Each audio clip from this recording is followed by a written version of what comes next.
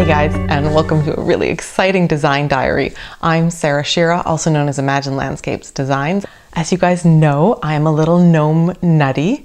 I have been knitting them for I think at least 6 years, and I am about to show you my third design for them. I'm really excited. So here is Saint Nick. I also have Gnora, and then Gnombledore. Gnombledore was the first one I knit. I'll bring him a little closer so you can see him. Gnombledore is named that because when we first got a look at the hat, I had knit an orange prototype and it looked so much like the Sorting Hat that we all just were making jokes and puns with the name Gnombledore or Dumble Gnome, and so this is Gnombledore. Gnombledore is fantastic. I am going to put down Gnombledore for the moment. So the pattern is Gnome Pun Intended, which is a brilliant pun that my sister came up with. She's known as Rora114, and she and I do a audio podcast together if you're interested. So Saint Nick is knit in worsted and Gnora is knit in fingering weight. The directions for both are given in the pattern. I'm going to put Gnora down for a moment. So the two things that might jump out at you right away with this hat or with this gnome are the hat and the beard. They are both sort of the key features of this gnome pattern. So the pattern for the hat is created with the rumples, and the curl are all created by the way you knit it. I'm really excited about this because my favorite gnomes when I was knitting the Never Not Gnoming pattern, which I still knit, were the ones where the hat was a little quirky or it somehow had a little curlicue or it had a bend. And I started to think, well, what if that wasn't something where I had to maybe make it happen? What if it happened because of the way it was knit? And it works, guys. I'm so excited. And then this beard, I'm actually going to show you with Gnora because the fuzzy woolfolk flet that I used for the worsted version is, well, it obscures things a little bit. So let's have a look at Gnora here. And the beard is knit side to side with the nose included. And then you unravel some of the stitches and they drop down to become these loops. So you're not attaching this afterwards. You're not sewing the nose on. All of this is done in sort of one fell swoop. And I think one of the best parts about this pattern is that I've got a video tutorial for both the beard and the hat.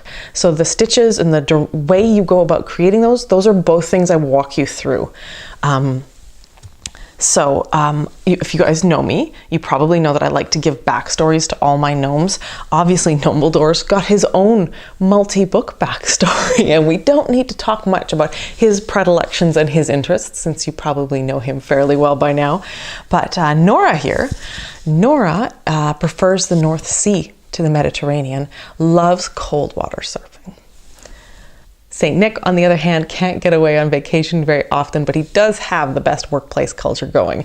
Milk and cookies, anyone? So I've got a whole bunch of testers test knitting this one. My gnome tests are always super popular, and that makes me super happy because people start doing all sorts of fun things with their photos and posting all these sorts of stories and stuff. So if you enjoy gnome backstories, go have a look at the testers because they've done some really fun things. So as I mentioned, I used woolfolk flet for this beard, and I know I'm going to get questions about it because it just looks so fantastic. And I think that's a new yarn.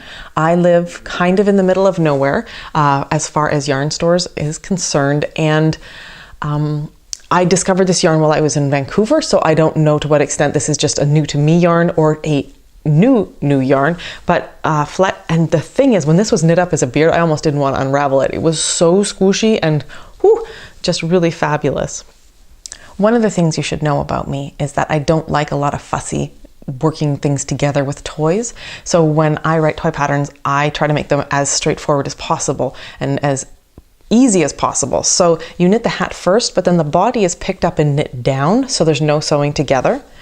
The worsted or the I-cord that's done in 2 colors for the hand and the arm, I've got a little trick for how to do this so that you don't have all these ends to weave in. You sort of knit the ends into the center of the I-cord and just snip them and get rid of them. I even give you some tips because you knit the beard holding 2 strands together, so that creates 4 ends on the beard, but you really only need 1 to sew it in, and so I give you some advice on how to deal with those kind of lickety lickety quick. That tip is in the video really fairly clearly, I think. And then one thing I should probably show you guys is the bottom of the gnomes has a little purl ridge right in the middle of the decreases, so that it gives your gnome a little bit of like a break. So that they don't want to roll over too much. I do advise you to stuff most of them with stuffing up here, lightly the hat, a little bit in the body, and then to use pellets, at least some pellets for weight, because that way they don't get top heavy and they're not hard to stand. With the worsted weight version, the pellets are fairly small, and the worsted weight, even knit tightly, the pellets can try to pop through. So I encourage you to, when you're stuffing at the end, to sort of line the inside with a bit of stuffing and then put the pellets inside that, and that helps keep everything feeling both cuddly on the outside because you've got that layer of stuffing, but also to keep the pellets in and doing their job.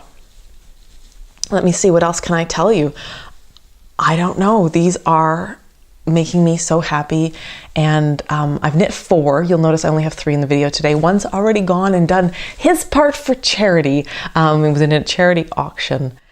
I really hope you guys enjoy these. This is something that a lot of thought and time went into to get it just right and whimsical and delightful. They say you can't go gnome again, but don't tell me that. I'm Sarah Shira. Thanks for liking and commenting, and happy knitting, guys.